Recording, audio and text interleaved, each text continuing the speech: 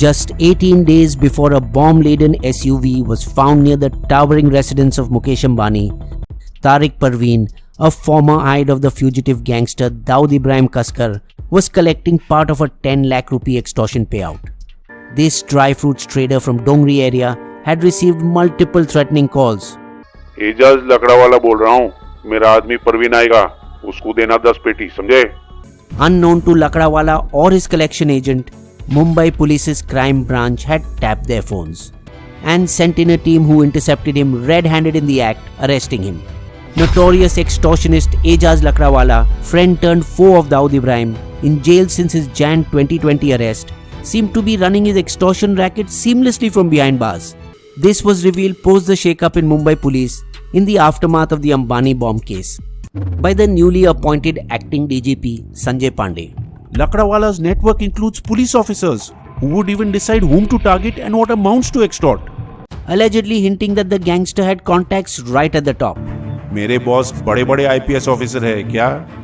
But Pandey's written report was allegedly stalled by two senior-most officers in Mumbai Police and a highly placed bureaucrat.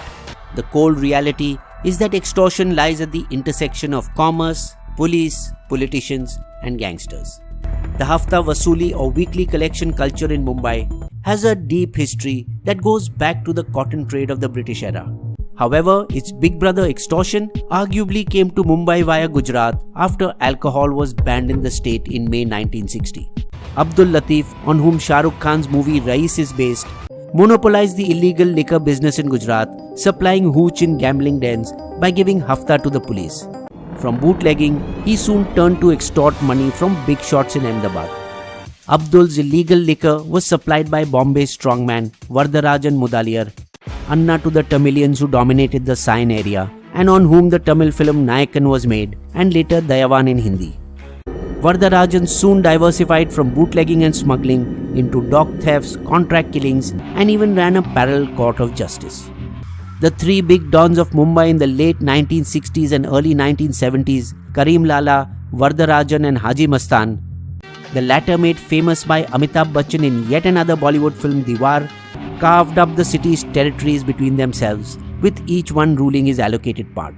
Clashes between gangs were not unknown, but happened without the ordinary citizen being affected. Prostitution, smuggling of gold, foreign liquor, electronics, etc., and money lending were the main criminal activities in those days. Because of very high income tax rates, 97% at one time under Indira Gandhi in the 1970s, much of the business was done in cash, giving rise to the economy of black money. Gangs took advantage of this undisclosed income, taking a piece of the pie as protection money. The amount decided was called hafta and the way of its recovery was vasuli. In the 1980s, a bloody war of supremacy broke out, challenging the might of Karim Lala, in which Dawood Ibrahim, son of a retired police constable, emerged victorious. This next generation of dons expanded into new businesses like hotels, dance bars, travel agencies, and shopping centers. Dawood controlled the most lucrative areas of South Mumbai and the western suburbs, whose long coastline provided him access to the smuggling sea routes of Gujarat and Dubai. However, rival gangs controlled some other Mumbai pockets, Chota Rajan in the central suburb of Chembur and Arun Gavli in the South Mumbai pocket of Baikala, in his famous stronghold of Dagdi Chal. The sudden rise in property prices in Mumbai, especially of defunct mill lands in the city centre, led to several disputes in which gangsters became adjudicators. Suneet Khatau, the owner of Khatau Mills, was getting 300 crore to sell his 13-acre mill land in Baikala, a huge sum in those days. But the problem was that 4,500 of his unionized workers were opposing this. Khatau approached Arun Gavli, to whom he had regularly been paying protection money. I have never missed your hafta till now. Help me make this deal happen and you will also get a cut. Gavli engineered a coup to oust the president of the trade union, replacing him with a more cooperative candidate. Unfortunately, Suneet Khatau was gunned down in his Mercedes-Benz near the racecourse by Gavli's rivals, the Amar Nayak gang. Now add drug trafficking, illegal arms trade, fake currency rackets, and contract or supari killing to get a full idea of the expanded Hafta Vasuli network. As the geography of Mumbai began to change, in came new techniques of extortion. It was no longer only money. Control or possession of land, construction rights of old buildings to be redeveloped, or becoming sleeping partners in real estate companies became some of the new demands of the underworld. Pradeep Jain, a builder from Mumbai's Juhu area, was repeatedly threatened by Abu Salim, another former Dawoodite. Give me a part of your Dongri property, otherwise you won't live to see your old age. In all, the Jain family paid him 60 lakh rupees in cash and gave him 3 flats in Andheri worth an equivalent amount, but not the property he asked for. Not good enough, Pradeep was shot dead by assailants inside his Juhu office. In the middle of his Tehervi, the 13th day prayer meeting held for the departed, Jain's widow got a call. It was her husband's murderer, Abu Salim. कैसा लग रहा है? Seemingly still not satisfied, Salim then turned on Pradeep Jain's younger brother Sunit. अब तेरी मौत की तैयारी कर. Ironically, it was Inspector Sunil Mane who later cracked this case. The same Sunil Mane who inexplicably went over to the other side, helping Vaze in murdering the innocent Mansukh Hiren. But there was no guarantee that Pradeep Jain would have survived even if he had handed over the demanded property to the gangster. Because in another case just 6 months later, another top builder Om Prakash Kukreja was napping in his office in Mumbai's central suburb of Chembur when 3 gangsters of the Abu Salim gang barged in, pulled out their pistols and killed Kukreja.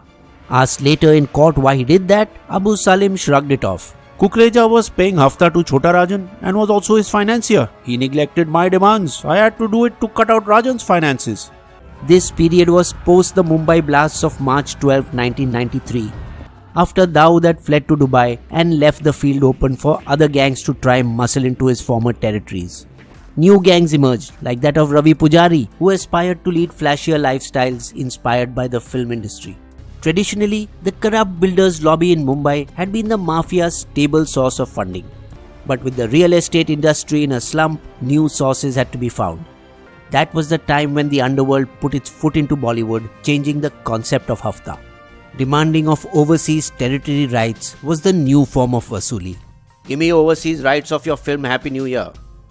Some like Dawood Ibrahim went a step further, demanding that girlfriends be cast in lead roles. मेरी खास है, उसको film में लेने का, समझे ना? So when the producer Javed Siddiqui refused to cast Anita Ayub, the gangster's hitmen shot him in cold blood. Fortunately, Sanjay Dutt fared better when he was paired opposite a relative unknown Monica Bedi in Jodi number 1. Unhappy with the casting, he complained to director David Dhawan. What yaar Didi, you give Govinda a top star like Twinkle. How come I am asked to work with a B-grade starlet like Monica Bedi? I don't think I should do this film. But one phone call made him change his mind. अगर जान प्यारी है तो film कर ले and don't you dare hold her tightly in romantic scenes. इज्जत से पेश आना. Sanjay now was no longer working with Monica the actress. He was working with Monica, his bhabhi. As the police cracked down on the Bollywood underworld nexus, the Dons returned to their traditional business of extortion, with music tycoon Gulshan Kumar being asked by Abu Salim to pay 10 crore rupees. बोल देना नहीं दूंगा, मेरी मेहनत की कमाई है. On the morning of August 12, 1997, as Kumar was on his way to pray at the Shiva temple, an everyday ritual, 3 assailants of the gangster followed him, then taunted him filmy style. बहुत पूजा कर ली, अब ऊपर जाके करना. Before emptying their revolvers into him. Directors Manmohan Shetty and Rajiv Rai both survived Abu Salim's assassination bids when they refused to give in to his demands. Rai, whose banner had produced hit films like Tridev, fled India to live in London. In January 2000, when Rakesh Roshan refused to hand over Abu Salim the overseas rights of his blockbuster film Kaho Na Pyar Hai, he had him shot outside his office, but luckily escaped unhurt. Producers Ram Gopal Verma, Subhash Ghai, J.P. Datta and many others asked for police protection. Like other gangsters before them, these dons too felt the heat and eventually fled Mumbai and settled abroad. But also, just like the others, they continued to terrorize their prey from afar. Chota Shakil, Fahim Machmach, Salim Langda and Rashid Malbari, all sitting in Dubai, operated the biggest extortion racket on behalf of Dawood through the Dubai-Karachi-Mumbai network, via their henchmen in Mumbai who would run their extortion racket for them.